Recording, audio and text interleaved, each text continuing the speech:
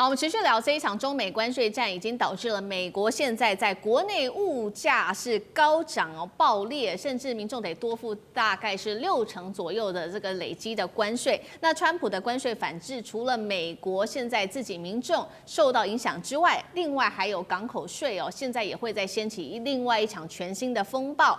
另外，美国的造船是否沦为笑话？今天这几个议题都会一起来做解读。先来看火线话题3个问题。第一个，美国现在物价炸裂哦，可以看到奶油、泡面现在全部都在涨价。川普的关税战导致成本暴增了60%，全民的痛啊。第二件事情是美国要针对大陆课征的港口税风暴。其实呢，中美现在互打，中国也反制哦，对美国课征这个报复性的港口税，现在全球的运价恐怕狂飙1成，美国人会不会再吞下新一轮的涨价潮呢？这是第二个问题。最后要来关心的是，川普一直要喊我要让美国的造船再次的伟大，但是最新数据是怎么样？这一年呢，中国大陆可以建1000艘的船，但是美国相较之下只有10艘，现在有一个很大的现实差距。就算拉拢韩国，就能改写这个海运霸权的地位吗？今天就这些议题我们会来做解答。刚刚说了，在这场关税之下，美国这个海啸啊，这个通膨海啸全面爆发，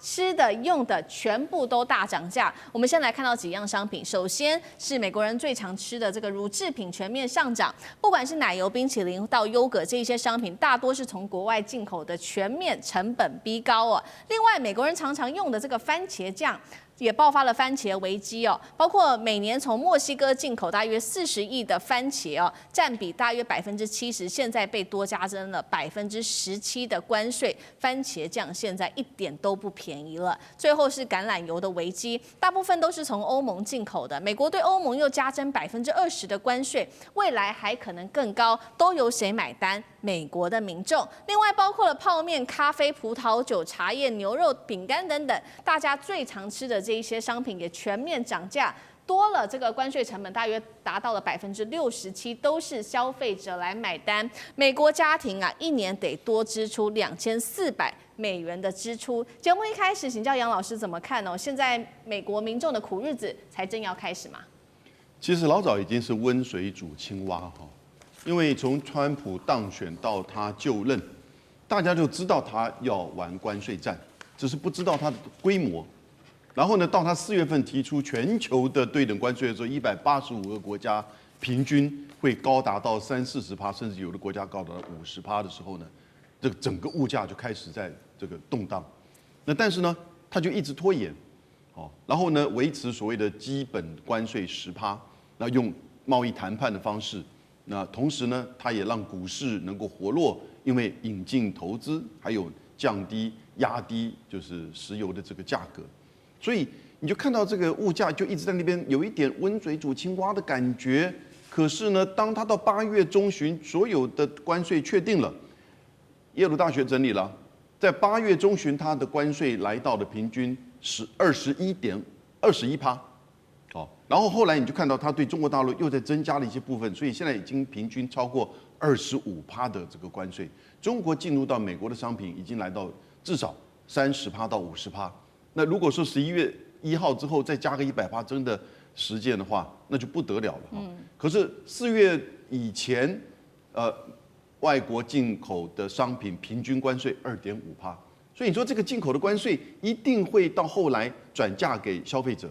那这是一个，就是关税一定会做某种程度的转嫁。那刚开始慢慢的拖延，但是8月中之后呢，现在越来越清楚。你看所有的话，这个美国的这个价格大概都是如此。另外一个，看这个数据，就是就业人口。美国在8月份的时候，他公布一个就业的数字，川普不满意，就把劳工统计局的局长给开除掉。然后呢，9月他就公布这个8月的数字呢，结果是比市场预期低很多，来到市场预期大概只有1/3，2.2万人的这个就业人口。以美国这么第一大经济体，它一个月只有2.2万人的就业，那几乎是非常低的。更糟糕的是，到9月的时候，因为政府关门不是吗？10月份政府关门，所以9月的数据就没有政府公布。可是它事实上市场上有一个叫做小非农公布，这是一个民间的这种人力资源公司，它已经公布有20-30年之久。是。结果他一公布出来，哇， 2年半以来最大的降幅在8月份，非但没有增加，是减少了3.2万。因为我们现在没有政府的数据，所以表示说所有的企业都不愿意聘人了，因为东西都不断在飞涨。所以你觉得它现在的这个情势是怎么样？当然，关税增加一定转嫁，货物一定会增加，通膨一定会出现，然后呢，公司不敢聘人，这个数据你看完全符合，而且马上这个破口越来越严重，越来越大。是好，所以我们看到现在第一波这个关税战，民生消费的成本，美国人自己买单已经开始逐渐的反应了。那很明显的直接反映在日常的生活当中。现在大家担心的是另外一波全新的一波港口税的部分，是不是会酿成另外一波大涨价潮？尤其是快要生效的这件事情，10月14号，美国总统川普针对中国的港口税马上就要开始课征了。凡是只要是中国制造或者中国拥有的船只停靠美国港口，都会加征关税。现在有一个初步统计哦，对于航运业者来看，我们看到全球10大航运公司损失金额大约是32亿美元。那这当中有一家损失也比较大，是大陆的中远海运集团，就占了15.3亿美元。但是这一些涨价的成本哦，其实最后可能都还是转嫁给货主或者是消费者，尤其现在来自于航运仲介的警告，运价已经狂飙1成了，还只是开始而已。当然，大陆哦早就有反制的手段，美国在14号课征，中国则是从10月13号开始。提前1天哦，对美国船只课征报复性的港口税，价格定出来了，初期每吨是400元人民币，未来他说呢还会逐年在上调，大家就在看说，不管是南海或者是马六甲的航线，会不会变成全球最贵？这个中美之间的港口战，最后到底谁输谁赢？那么川普加征这个港口税，就可以迫使其他的国家采用美国的船只吗？委员怎么看？川普想得太简单了，我都一直怀疑他的团队到底有没有人有念过经济学啊？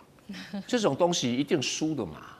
第一个，川普说，你知道中国拥有的船只或中国建造的船只，比如说中远应该说中远海运集团，他当然拥有很多船，他的船是供自己这个大陆进出口的。但只是大陆进出口的1/3而已，还有2/3是其他外国船只在运的。那也只有运到美国港口去，你美国才课得到税。那你运到美国去，说啊，这个是中国拥有的船只或者中国制造的船只，我就课你新的船舶税。那问题就来了，他的算盘是说，我美国自己没有船呐，我自己没有拥有船，也没有制造船呐，所以你中国总不能反击了吧？他想的可真美啊！现在中国来一招，他说美国所制造的当然很少，美国所拥有的当然很少，但是美国所投资的通通算在里面。哇，那这惨了！美国的什么贝莱德啊，什么一大堆，通通投资很多船队，而且还派董事的。他说只要有一个美国董事，通通克。哇，那几乎所有的船都克到了啊！日本船、韩国船啊，那这个精彩了。但是你要把中国的船只造船业打趴了，那现在中国把你的投资也给打趴了，那谁反应快？这还用讲？华尔街股票马上崩盘呐！那你说这个金额大不大？凭良心讲，实在不大了。不管对中国对美国不大，就是个面子。人活着赌一口气，所以你看中国也刻意留谈判空间。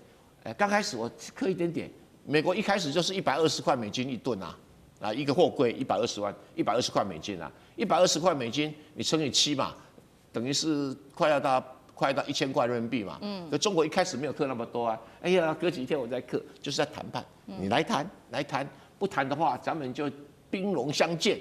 所以这个东西虽然小事情，但是大家要注意到这个要看季节，有些季节里面航运调船都调不到，就像我们排队等公车一样。我那个对厂商是很辛苦的。这个时候公车票随便它涨，当然因为政府压着不会涨了但是船运没有这种东西，就一定会涨。现在是好季节，你课看，每个都涨啊，只涨1成还不止啦。因为到圣诞节之前都是航运热季啊。那你航运热季，好吧？表面上说中洋海运集团好像1年要多付15.3亿，他运费一加都过去了，这小钱啊，所以谁吃亏？当然是你美国的消费者吃亏嘛，那再讲个更有趣的事情，靠中国港口的这个外国船，有美国投资的船哦，比中国造的拥有的靠美国港口还要多啊！你那有没有算错啦？所以大家皮绷一点哦。比如说台湾的阳明海运，你说没有美国资金投资嘛？他给你算一算，你有美国外国股东就算了，就是美国股东就算了。所以阳明海运搞不好池鱼之殃啊！哈，那这个当然中国大陆现在看起来还是一个比较缓和的态度啊，就是没关系啊，我摆着来谈啊，我也不急这样子。那可是对航运界就开始在加价，有很多航运公司本来找不到理由加价，这个赶快给他理由加价，你看名正言顺啊，对不对？哦，所以我说川普这些团队啊，有够蠢。好，所以这个港口费哦，可以看到中美之间除了争面子之外，这个川普最后还是希望实践的，就是说他希望美国造船业能够再次伟大。但是我们刚刚也看到这个实际的数据，就是以1年来讲，现在美国大概只能造10艘左右的船，但是中国大陆可以到1000艘。就算拉拢韩国，美国有办法抢回他这个海运霸权地位吗？舰长怎么看？其实想都别想啊！为什么？因为我这边要拿出一个数据来啊，这是美国 USNI， 也就是美国海军学会它所提供的一个数据。那我们可以看到2种不同的颜色啊。那蓝色这是基地公司通用动力，它每一年所造出来的伯克级的船。那红色这里呢是 Ingalls， 它所造出来的伯克级的船。我们看到从2023年一直到2026年，它都只有1艘而已。可是如果说我们相对于解放军来讲的话，光2023年呢，我们就可以看到055它一共是完成了3艘的建构，然后对于052D 呢是4艘，那054A 或054B 的话那总共加起来一共9艘，所以我们现在讲的这一些都是军舰的部分啊。那其实呢，我们看到 CSIS 这个智库呢，他在今年3月的时候，他写了一篇报告。这篇报告呢，也就是其实他认定中国大陆跟美国进行的是一个船舶的战争。为什么船舶战争？因为其实不是战争啊，是你自己没有实力啊。那没有实力之后呢，他却说中国大陆企图在这个方面来赢过他。那我们先举一个这个大家都比较熟悉的一个港口，这个造船厂，这个就是江南造船厂。如果我们看江南造船厂的话，它这个有绿色的框框跟红色的框框，绿色的是商船，红色的是军舰哦。那商船一共18艘，那如果是军舰的话呢，一共是13艘啊。那这只是其中之一而已。如果我们向南看的话，也就是广船国际它的一个广州的龙穴基地的话，我们看到的状况也略是如此。那我们看到这绿色框起来的商船呢，一共是16艘，那红色的军舰一共是10艘。那这个数量呢，那个对于美国来讲，其实这真是没有办法跟它一起并驾齐驱，而且是连车尾灯都看不到了。所以我们看到，在2023年的时候，其实美国就提出了国防工业战略。这个最重要的讲的其实是造船，但是对于造船来讲，其实美国年轻人的这一代，他们都不想做黑手，这个才是美国真正的大缺口。好，谢谢舰长。那我们休息一下，马上回来。